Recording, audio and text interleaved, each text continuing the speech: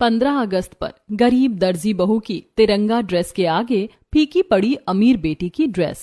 शहर के एक छोटे से मोहल्ले में दो परिवार आमने सामने रहते हैं। एक तरफ दिव्या का ससुराल है, जहां दिव्या अपनी नई महंगी ड्रेस घर वालों को दिखाती है। ड्रेस की तारीफ करवाने के बाद दिव्या ससुराल से निकलकर पड़ोस में अपने मायके पहुंचती है, जहां कल्याणी की गरीब बहू अक्षरा फर्श पर पोंछा मार रही होती है।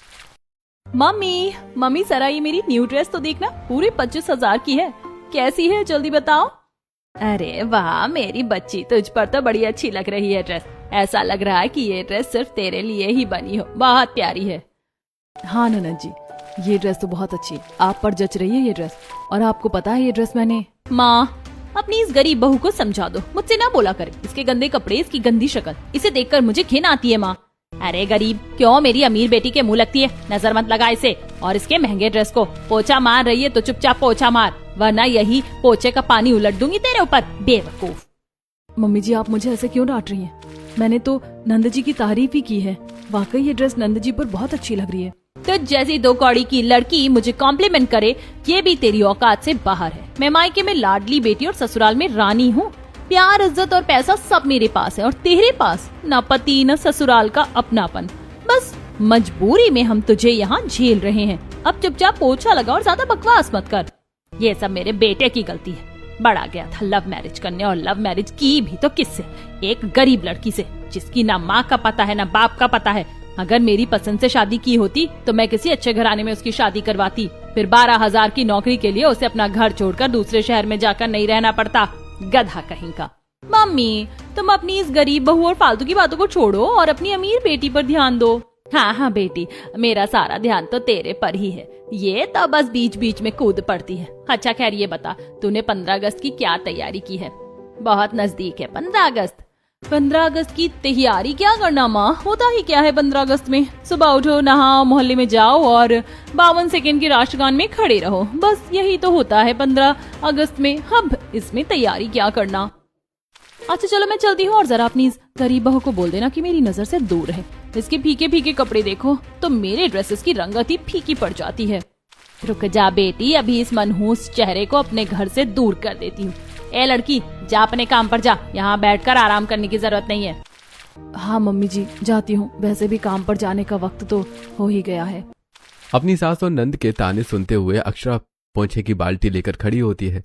अक्षरा एक कोने में पोंछा और बाल्टी रखकर हाथ धोती है और ससुराल से निकल जाती है। थोड़ी देर बाद अक्षरा मल्लिका की कपड़ों की फैक्ट्री पहुंचती है, जहां अक्षरा कई सारी औरतों को कपड़े काटना सिखा रही होती है। तभी फैशन डिजाइनर मल्लिका वहां आती है। नमस्ते मेम साहब। वाओ, ये न्यू ड्रेस की डिजाइन तुम बना रही हो? जी मैं ही बना रही हूँ, पर अभी पूरी बनी नहीं है। इस डिजाइन में कुछ कमी लग रही है।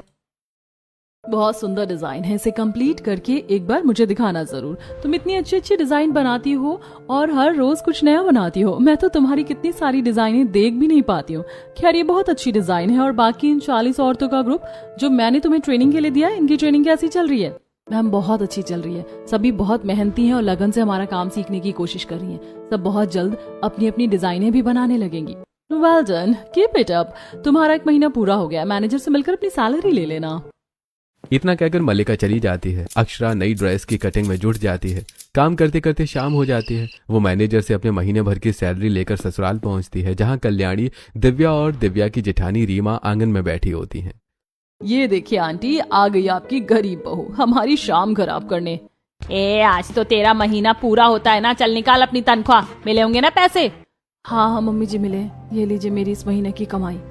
कल्याणी अपनी गरीब बहू के हाथ से पैसे छीनकर अपनी बेटी दिव्या के हाथों में पकड़ा देती है। ले जा बेटी, इन पैसों से तुझे जो खरीदना वो खरीद लेना। मेकअप, न्यू ड्रेस, ज्वेलरी, जो अच्छा लगे वो खरीद लेना। ठीक है माँ, चलिए दीदी हम घर चलते हैं, फिर शाम को 8 बजे शॉपिंग पर चलेंगे। मम्मी जी जरा मुझे भी 500 रुपए दे दीजिए ना, मैं 2 कपड़े खरीदूंगी। मेरे कपड़े बहुत ज्यादा पुराने हो गए हैं, कुछ तो फट भी गए हैं, सूत निकलने लगे हैं। रीमा बेटी, तेरे कुछ पुराने कपड़े होंगे ना तो इसे दे देना। इस मनहूस को भी नए कपड़े चाहिए, इसकी शक्ल है नए कपड़े पहनने जैसी।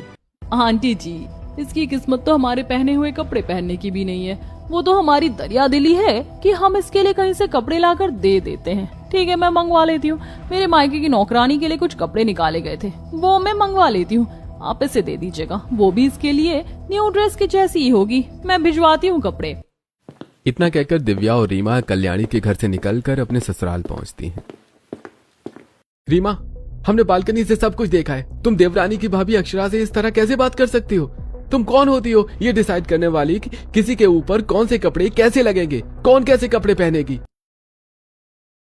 और तुम दिव्या, अपने ही मायके की बहू की गरीबी का मजाक उड़ाना और उसके कपड़ों को लेकर ताना मारना इंसानियत नहीं होती। अक्षरा भाभी हैं, बेचारी अपने पति और सास के होते हुए भी बेगानी जैसी जिंदगी बिता रही हैं। ऊपर से तुम भी उन्हें ताने दे रही हो। बहू और रिश्ते सिर्फ अमीरी और गरीबी पर नहीं टिके होते हैं। रिश्ते दिल के होते हैं, और फिर ये तो सगा रिश्ता है, और ऊपर से हमारे पड़ोसी भी है। मुश्किल वक्त पर सबसे पहले वही हमारे पास होंगे, पर तुम्हारा ऐसा व्यवहार कोई कब तक सहेगा? दिव्या बहू, तुम तो पढ़ी लिखी हो। तुम्हारी माँ अपनी ही बहू को गरीब बनाकर रख रही है, तो तुम उसमें शामिल मत हो। सोचो, अगर तुम्हारे साथ कोई ऐसा व्यवहार करता तो? मैं मुंह नोच लूंगी उसका। मेरी माँ भी जिंदा है, भले मेरी माँ खुद गरीब क्यों ना हो, लेकिन मेरी माँ ने मुझे हमेशा अमीरों की तरह रखा है, मेरी हर जरूरत पूरी की है। इसीलिए किसी के सामने झुकना मुझे आता ही नहीं है, और मुझे भी किसी की बातें सुनने की कोई जरूरत नहीं है। मुझे जो सही लगता है वही करती हूँ। अगर इतना ही गुरूर है अमीर बेटी होने पर, तो अपने भाभी के कमाए पैसे क्यों लिए? मैंने अपनी माँ से पैसे लिए हैं, और मेरी माँ इतने समय से उसे अपने घर में रख रही है, उसे खिला रही है, पिला रही है, अपने बेटे को उसे दे दिया है, तो मेरी माँ का इतना तो हक बनता है। यही बात सबसे ज्यादा दुख देती है। अपने घर की बेटी के लिए प्यार और सम्मान, लेकिन अपने ही बहू के लिए इतना बुरा बर्ताव। रिश्ते बराबरी से निभाए जाते हैं, तानों से नहीं। दिव्या और रीमा अपने ससुराल वालों की बात समझे बिना शॉपिंग करने निकल जाती हैं। ऐसी समय बीतता है। एक दिन मोहल्ले के बीचों बीच एक ऊंची स्टेज बनाई जाती है और सामने कुर्सियों पर पूरा मोहल्ला बैठा होता है। तभी स्टेज पर मोहल्ले के रिटायर्ड कर्नल और सोसाइटी सेक्रेटरी आते हैं। अरे मोहल्ले के कई बच्चे और परिवार ऐसे होंगे जिन्होंने मुझे पहली बार देखा होगा, पर जो मुझे जानते हैं वो ये बात जानते हैं कि मैं बस नाम के लिए इस मोहल्ले का सदस्य हूँ, वरना मैं सही से 2 साल भी इस मोहल्ले में नहीं रहा। क्योंकि मोहल्ले में घर लेने के बाद मैंने घर पर ताला लगाकर सरहद पर मैं पहुंच गया। अपनी पूरी जवानी मैंने वहीं बिताई। उसके बाद बच्चों को ट्रेनिंग देने आर्मी ट्रेनिंग सेंटर चला गया, पर अब ना मैं सरहद पर खड़ा रहने लायक बचा हूँ और न ही बच्चों को ट्रेनिंग देने लायक हूँ। पता नहीं कब भगवान का बुलावा आ जाए, इसलिए मैं मरने से पहले अपनी सोसाइटी में एक बहुत अच्छा 15 अगस्त मनाना चाहता हूँ। 15 अगस्त तो मुझे बहुत पसंद है अंकल। बताइए ना, 15 अगस्त के दिन आप कौन कौन से कार्यक्रम रखेंगे? अभी ये गरीब बहू भी 15 अगस्त के लिए एक्साइटेड होने लगी। क्या मनाएगी ये 15 अगस्त के दिन? मोहल्ले में झाड़ू मारेगी क्या? ऐसा ही कुछ लगता है, क्योंकि इसकी सास इससे कुछ भी करवा सकती है। बेटी, मैं सोच रहा हूँ तिरंगा थीम पर छोटे बच्चों के लिए ड्राइंग कंपटीशन रखूं और बड़े बच्चों के लिए लाठी भाजने की प्रतियोगिता और गौरव गान जैसी चीजें रख सकते हैं। और अंकल, हम लड़कियों के लिए क्या करेंगे? अरे तुम बच्चियां तो भारत का गौरव हो। तुम और तो सही तो भारत की मान प्रतिष्ठा बनी हुई है। तुम लोग कोई रंगारंग कार्यक्रम कर सकते हो। अंकल, क्यों ना हम एक छोटा सा कंपटीशन रख लें कि 15 अगस्त पर सबसे अच्छी ड्रेस कौन पहनता है। हाँ हाँ बिल्कुल, ये तो बहुत अच्छा कंपटीशन है और इस कंपटीशन में हम दोनों ही जीतेंगे। अरे तुम क्या जीतोगी? मोहल्ले में और भी लड़कियां हैं, हमारी लड़कियों ने भी कुछ कम ड्रेसें नहीं पहनी, हमारी लड़कियां जीतेंगी 15 अगस्त पर। राजेश्वर की बात खत्म होते ही सभी ताली बजाने लगते हैं। तो तय रहा बच्चों, छोटे बच्चों के लिए ड्राइंग और दौड़ की प्रतियोगिता होगी। थोड़े बड़े बच्चों यानी किशोर अवस्था के बच्चों के लिए लाठी भाजने और गौरव गान की प्रतियोगिता होगी, और मोहल्ले की बहुओं और बड़ी बेटियों के लिए एक ड्रेस की कंपटीशन रखी जाएगी। जो सबसे अच्छी ड्रेस पहनेगा और 15 अगस्त को गौरवान्वित करेगा वो इस कंपटीशन का विनर होगा, और उसे ही ध्वजारोहण का मौका भी मिलेगा। राजेश्वर की बात खत्म होते ही सभी ताली बजाने लगते हैं। तालियों की गूंज के साथ सभी अपने अपने घर पहुंचते हैं और सभी के घरों में 15 अगस्त की तैयारियां शुरू हो जाती हैं। अरे भाई, कर्नल वीर सिंह जी ने तो सभी के अंदर 15 अगस्त को लेकर हर्षोल्लास भर दिया है, वरना हमारे मोहल्ले में 15 अगस्त के दिन सिर्फ तिरंगा फहराया जाता था। इतना हर्षोल्लास किसी के अंदर नहीं होता था। इस बार के 15 अगस्त के रंगारंग कार्यक्रम में तो मजा आ जाएगा। हाँ हाँ बिल्कुल, मैं भी इस 15 अगस्त में भाग लूंगी और सबसे अच्छी ड्रेस पहनकर कंपटीशन जीतूंगी। तो मैं भी पीछे नहीं रहने वाली, भाग तो मैं भी लूंगी इस कंपटीशन में। बिल्कुल ऐसा करो, तुम दोनों जाओ और 15 अगस्त के दिन पहनने के लिए बहुत अच्छी सी ड्रेस पसंद कर लो। ड्रेस ऐसी होनी चाहिए कि हमारे परिवार के अलावा और कोई ना जीते। 15 अगस्त के दिन हम हार नहीं सकते हैं। शुभम दिव्या को और उमेश रीमा को कुछ पैसे देते हैं। पैसे लेकर दोनों देवरानी जेठानी अपना फोन निकालकर डिजाइनर ड्रेसेस पसंद करने में लग जाती हैं। वहीं दूसरी तरफ अक्षरा डाइनिंग टेबल पर कल्याणी को खाना परोसती है। मम्मी जी, मुझे कुछ पैसे दीजिए ना। 15 अगस्त के दिन होने वाले ड्रेस कंपटीशन में मैं भी इसमें पार्टिसिपेट करूंगी और जीतूंगी। मुंह देखा है अपना, तू जीतेगी। मेरी बेटी भाग ले रही है इस कंपटीशन में। तेरी जैसी मधुमक्खियां तो पास भी नहीं बना पाएंगी उसके। माँ जी, मैं किसी को हराना नहीं चाहती, बल्कि मैं बस अपनी खास डिजाइन लोगों के सामने लेकर आना चाहती हूँ। मैं ज्यादा पैसे नहीं मांगूंगी, बस मुझे कुछ रुपए दे दीजिए। मैं उससे कपड़े खरीद कर लाऊंगी और अपनी ड्रेस खुद डिजाइन करूंगी। लगता है फैक्ट्री में कपड़ों के कतरन बटोरते बटोरते तो खुद को फैशन डिजाइनर समझने लगी है। जो ड्रेस डिजाइन करने की बात कर रही है, जा फैक्ट्री में जाकर झाड़ू पोछा कर। तेरी अगले महीने की तनख्वाह भी मैं अपनी बेटी को दूंगी ताकि वो अच्छी ड्रेस खरीद पाए। 15 दिनों बाद ही 15 अगस्त है, चल जल्दी जा। अक्षरा दरवाजे की तरफ बढ़ती है, तभी कल्याणी के फोन पर सूरत की कपड़े की फैक्ट्री में काम कर रही विराज का फोन आता है। माँ नमस्ते, कैसी हो? मुझसे बात करके क्या करेगा? अपनी बीवी से बात करने के लिए फोन किया है ना, ले बात कर अपनी बीवी से। अरे हेलो अक्षरा, माँ कैसी है? तुम कैसी हो? सब ठीक है ना? हाँ जी सब ठीक है, बस आराम ही कर रही थी मैं। तुम्हें पता है 15 अगस्त के दिन मुझे छुट्टी मिल गई है। मैं 15 अगस्त के दिन एक दिन के लिए घर आऊंगा। अरे वाह, ये तो बहुत अच्छी बात है। तुम्हें पता है उस दिन हमारे मोहल्ले के सेक्रेटरी और रिटायर्ड कर्नल जी ने रंगारंग कार्यक्रम रखा है। तुम आना, मैं तुम्हें सरप्राइज दूंगी। अच्छा ठीक है, अपना ध्यान रखना। विराज फोन रख देता है। मुझे पता है कि मेरी माँ मेरे फैसले से इतनी नाराज है कि अब तक मुझे माफ नहीं कर पाई है, पर खैर कम से कम माँ अपनी बहू मेरी पसंद अक्षरा का ध्यान रखती है। विराज अपने काम में लग जाता है। वहीं दूसरी तरफ रात के वक्त अक्षरा अंधेर स्टोर रूम में चटाई पर बैठी अपनी फैक्ट्री से लाई कुछ कतरन की सिलाई कर रही होती है। वहीं दिव्या, रीमा और कल्याणी दूर खड़ी ये सब देख रही होती हैं। मम्मी देखो, ये कोई ड्रेस बना रही है, कुछ करो। ऐसा कर, कल तू रीमा बेटी के साथ कुछ सहेलियों को लेकर आ, उन्हें समझा देना कि ये हमारे घर की नौकरानी है। काम करवा करवा कर इसके चेहरे का रंग फीका कर देंगे। रात बीतती है। अगले दिन दिव्या और रीमा अपने 5 सहेलियों के साथ कल्याणी के घर पहुंचती हैं। सुन, आज मैं अपनी कुछ सहेलियों के साथ एंजॉय करने आई हूँ। देख मौसम कितना अच्छा हो रहा है, जा फटाफट पकौड़े बना कर लेकर आ। पकौड़े तो मैं बना देती, पर मेरे फैक्ट्री जाने का समय हो गया। अगर फैक्ट्री नहीं गई तो फिर मेरी इस महीने की तनख्वाह कट जाएगी। तू पहले मेरी अमीर बेटी और उसकी सहेलियों की खातिरदारी कर, उसके बाद फैक्ट्री चली जाना। अक्षरा रसोई में आती है और पकौड़े का घोल बनाकर गरम तेल में पकौड़े छानती है। दूसरी तरफ दिव्या अपनी 5 सहेलियों और कल्याणी के साथ आंगन में बैठ जाती है। तभी हल्की बारिश शुरू हो जाती है। देख दिव्या, हल्की बारिश शुरू हो गई, ऐसा कर चाउमीन भी बनवा ले। मेरे लिए पास्ता भी बनवा लेना। पकौड़ों के साथ साथ चाउमीन और पास्ता भी बना लेना। अक्षरा पकौड़े बनाकर प्लेट में सजाती है और बालकनी में लेकर आती है। पकौड़े देने के बाद अक्षरा वापस रसोई में जाकर चाउमीन और पास्ता बनाने लगती है। रसोई की गर्मी और लगातार काम करने से अक्षरा पसीने से भर जाती है। बाहर कितनी अच्छी बारिश हो रही है, मन तो कर रहा है थोड़ी देर बारिश देख लूं, लेकिन इतना काम पड़ा है कि रुकने का समय ही नहीं है। अक्षरा चाउमीन और पास्ता तैयार करके दोनों चीजें एक साथ लेकर आंगन में पहुंचती है।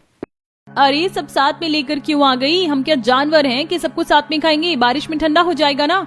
अच्छा ठीक है, मैं एक एक करके लेकर आती हूँ। तेरे बस का नहीं है इतना काम, जा पहले जूस लेकर आ। अक्षरा फिर रसोई में आती है और सभी के लिए फलों का जूस निकालकर बाहर आंगन में लेकर आती है। दिव्या और उसकी सहेलियां जूस पीते हुए जानबूझकर फर्श पर जूस गिरा देती हैं।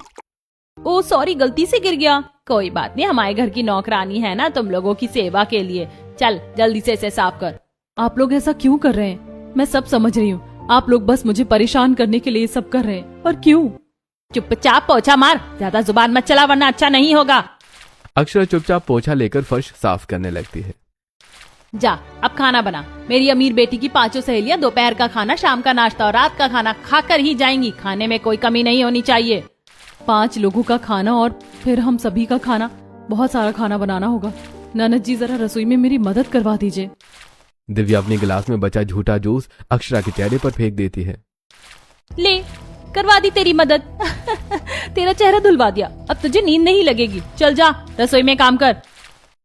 कैसी फीकी ड्रेस पहन रखी है। ठीक किया दिव्या, इसके साथ ऐसा ही होना चाहिए। इसके कपड़ों से ही इसकी औकात पता चलती है। इतनी फीकी ड्रेस में कौन घूमता है? तू बता रही थी कि 15 अगस्त डिजाइनर ड्रेस कंपटीशन में भाग लेना चाहती है। ऐसे फीके कपड़ों में जीतेगी ये 15 अगस्त का कंपटीशन?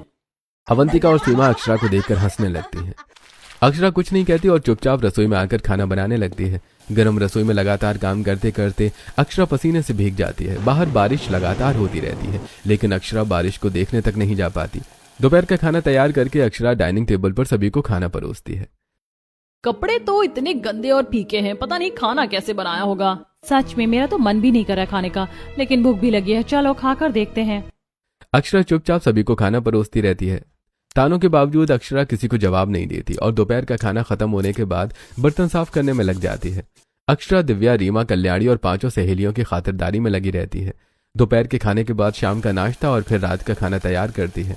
रात के 12 बजे सारे काम खत्म करने के बाद दिव्या की 5 सहेलियां अपने अपने घर वापस चली जाती हैं और अक्षरा स्टोर रूम में अपनी चटाई पर सुई धागा लेकर बैठ जाती है। तभी कल्याणी ढेर सारे कपड़े लेकर आती है और कपड़ों का ढेर अक्षरा के चेहरे पर फेंक देती है। क्या यहाँ आकर बैठ गई? चलिए सारे कपड़े धो। इतने सारे गंदे कपड़े तेरा बाप धोएगा? माँ जी, मेरे मरे हुए पिताजी को क्यों बीच में लेकर आ रही हैं? फिर जुबान चलाई। चल जा कपड़े धो। अक्षरा कपड़ों का ढेर उठाती है और बाथरूम में आकर हाथ से कपड़े धोने लगती है। कपड़े धोते धोते रात के 1 बज जाते हैं। अक्षरा वापस स्टोर रूम में आती है और अपनी चटाई पर बैठकर सुई धागा उठाती है।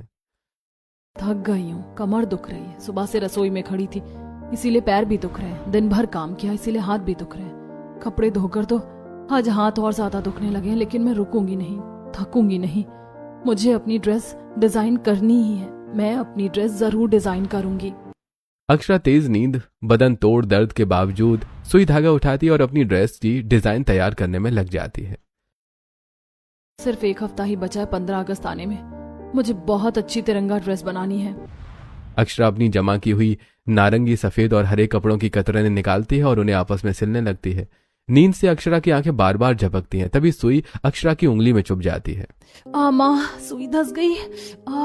मेरी सुई धंस गई। बहुत नींद लग रही है, क्या करूं? उंगली में दर्द और आंखों में नींद के बावजूद अक्षरा सुई धागा हाथ में लिए बैठी रहती है। कुछ ही देर में अक्षरा वहीं चटाई पर सो जाती है। अगली सुबह अक्षरा की नींद खुलती है। अक्षरा अपनी अधूरी ड्रेस को देखती है। हे भगवान, कुछ नहीं बना पाई और अभी तुरंत काम पर निकलना पड़ेगा। अक्षरा फटाफट नहाकर कल्याणी के लिए नाश्ता बनाती है और घर की साफ सफाई करके मल्लिका के कपड़ों के कारखाने पहुंचती है। कारखाने में पहुंचते ही मल्लिका अक्षरा के पास आती है। अक्षरा, कल काम पर क्यों नहीं आई? बिना बताए छुट्टी ले ली? ऐसे कोई छुट्टी लेता है? और मैंने सुना है कि तुम कपड़ों की कतरन भी लेकर गई थी, उसके बारे में भी मुझसे नहीं पूछा। कतरने काम की नहीं है, इसीलिए मैं मना नहीं करती, लेकिन आगे से कुछ भी लेकर जाना हो तो पूछ कर लेकर जाना। मैम, मुझसे गलती हो गई, मुझे माफ कर दीजिए। तुम्हें आज और कल का सारा काम आज ही पूरा करना पड़ेगा। तुम्हें पता है ना, तुम्हारे बिना यहाँ काम अटक जाता है। तुम्हारे अंडर में 40 लड़कियां काम करती हैं। इन लड़कियों को काम कौन देगा? कल तुम आई नहीं, कुछ बताया नहीं, कोई इन्फॉर्मेशन नहीं दी। मैं इन 40 लड़कियों को काम असाइन नहीं कर पाई। पूरा दिन मशीनें बंद रही। फैक्ट्री का कितना नुकसान हुआ है पता है? मैम, मुझे माफ कर दीजिए, आगे से ऐसा कभी नहीं होगा। मैं भी फटाफट काम शुरू करती हूँ। ठीक है, अब बातें बंद करो और काम शुरू करो। आज का और कल का काम पूरा होना चाहिए। जी मैम। अक्षरा तुरंत काम में लग जाती है। कल का अधूरा काम और आज का काम पूरा करने में अक्षरा पूरे दिन व्यस्त रहती है। रात के 8 और सारी सफाई करते करते 9 बज जाते हैं। आखिरकार काम पूरा करके अक्षरा थके कदमों से घर लौटती है। घर में दिव्या और रीमा कल्याणी के साथ कई सारी डिजाइनर ड्रेसेस लेकर बैठी होती हैं। दोनों एक एक ड्रेस देखकर पसंद कर रही होती हैं। ये वाली कितनी अच्छी है, ये वाली भी बहुत सुंदर है, और ये तो सबसे अच्छी है। हाँ, ये वाली ड्रेस तो 15 अगस्त के कंपटीशन में बहुत अच्छी लगेगी। मैं ननद जी को हराना नहीं चाहती हूँ। मैं तो बस एक कोशिश करना चाहती हूँ जो माँ जी और विराट जी को खुशी देके, जिसके वो हमेशा से हकदार हैं। वैसे नंद जी 15 अगस्त के दिन ऐसी ड्रेस क्यों पसंद कर रही हैं? ननद जी, माना आप अमीर हैं, लेकिन 15 अगस्त के दिन कुछ तिरंगे जैसा पहनना चाहिए। उस दिन तिरंगे के रंगों वाली ड्रेस ज्यादा अच्छी लगेगी। तू 2 कौड़ी की दर्जी, अपने कपड़े बन नहीं रहे तुझसे, और तू मुझे सिखाने आई है कि तिरंगा ड्रेस पहननी चाहिए। तिरंगा ड्रेस बहुत कॉमन है। 15 अगस्त आते ही सभी लड़कियां तिरंगे का दुपट्टा ओढ़कर घूमने लगती हैं।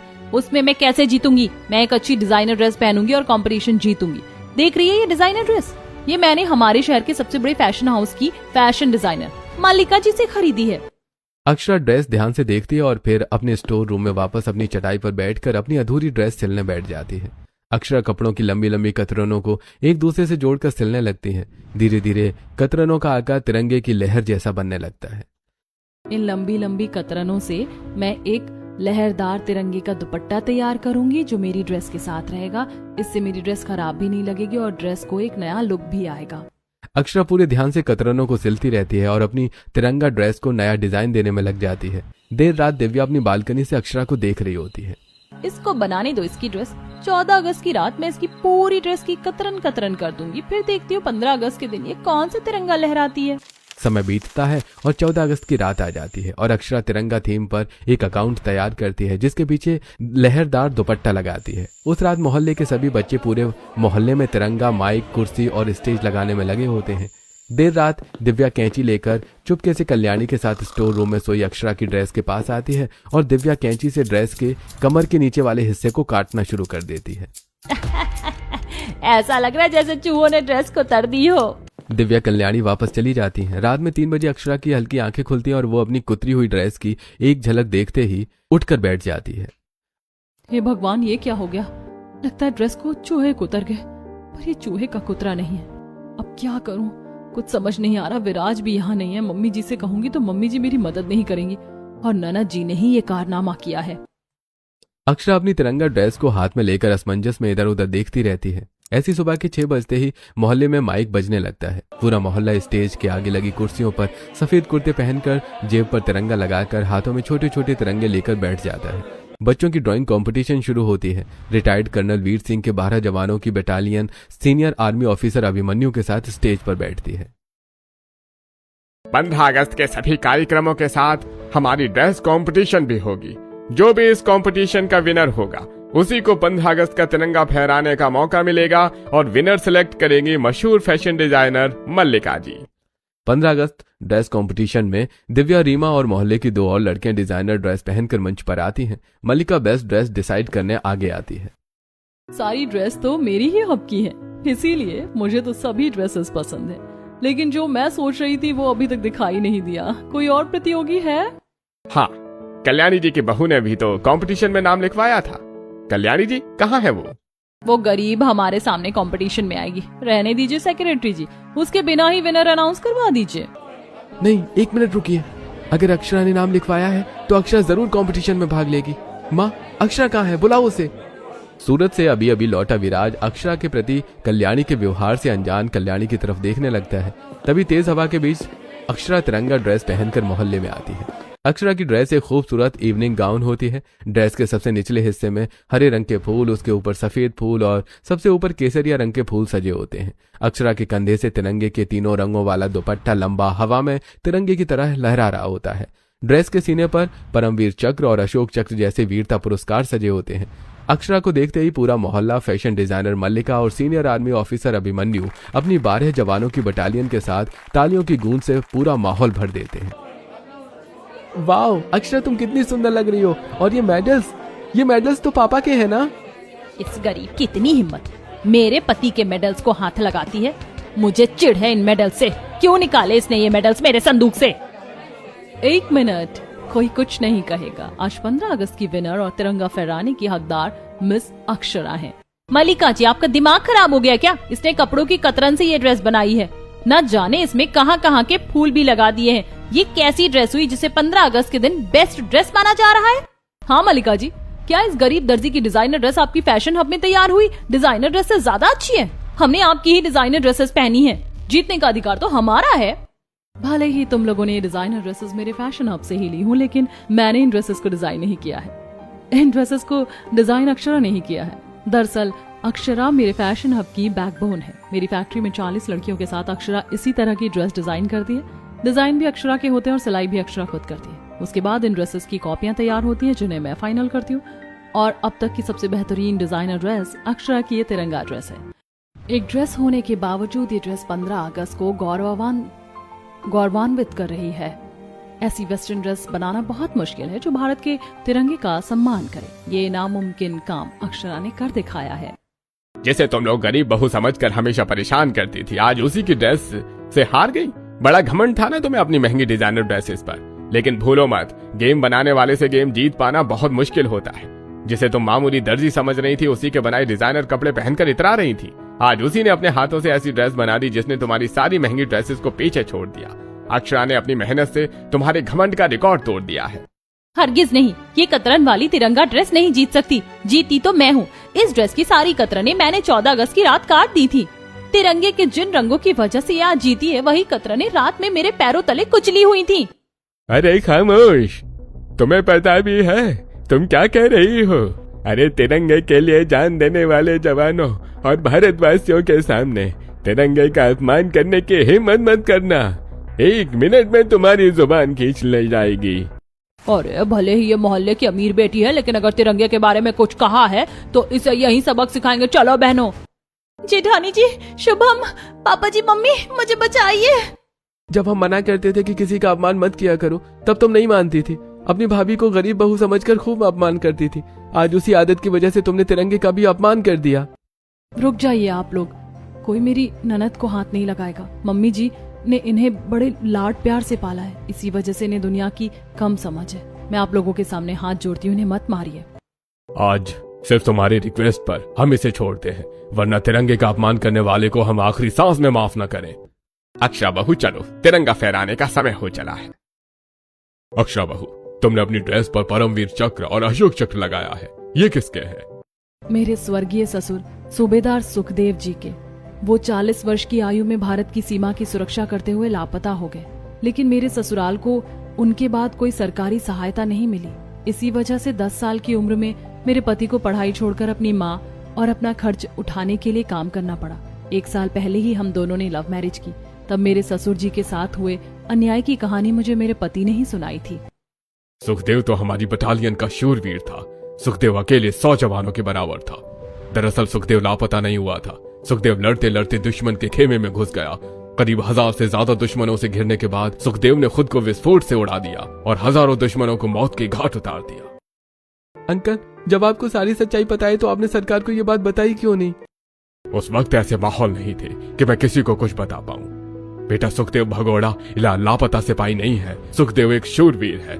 सुखदेव को सरकार की तरफ से एक और वीरता पुरस्कार मिलना भी बाकी है, जो हम दिलवाएंगे। क्या सच में मेरे पति को उनका खोया हुआ सम्मान वापस मिलेगा? ये तो मेरे लिए सबसे ज्यादा खुशी की बात है, और ये सब सिर्फ मेरी बहू की वजह से हो पाया है। अगर आज 15 अगस्त के दिन इसने ये तिरंगा ड्रेस नहीं बनाई होती और इस ड्रेस पर मेरे पति को मिले पुरस्कार ना सजाए होते, तो ये सब कभी ना हो पाता। बहू, मुझे माफ कर दे। मैंने तेरे साथ बहुत अत्याचार किया और तुझे ये तिरंगा ड्रेस बनाने से भी रोका, ताकि मैं अपनी बेटियों को जितवा सकूं। मुझे माफ कर दे बहू। क्या माँ तुम अक्षरा के साथ गलत व्यवहार करती थी? उसे तिरंगा ड्रेस बनाने से भी रोका?